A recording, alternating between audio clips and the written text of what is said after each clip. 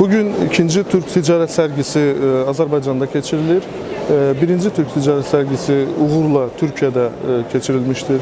Ve bugün Azerbaycan'a 8 ölkədən, Türk dilli ölkədən qonaqlar, delegasiyalar gəlibdir.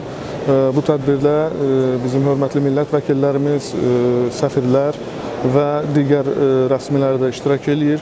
Və gördüyünüz kimi ən böyük stendlərdən biri də Özbəkistan Ticarət Sərgisinin stendidir.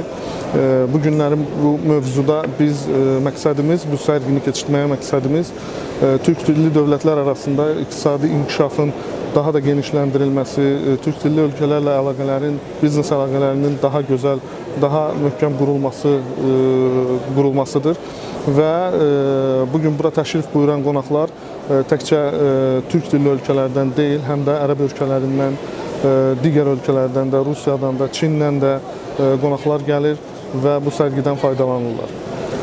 Və bundan da başqa mən demək istərdim ki, bu mövzuda olan sərgilərin keçirilməsi təbii ki, bizim ən böyük məqsəd, bu tədbirin keçirilməsində ən böyük məqsədimiz Azərbaycana maksimum investisiya gətirməkdir. Azərbaycanda istehsalların qurulmasıdır. Azərbaycanda istehsal olunan məhsulların ixrac edilməsidir.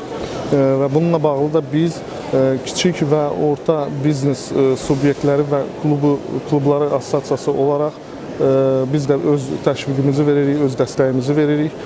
Bizim də tərkibimizdə olan üzvlər bu sərgidə iştirak edirlər.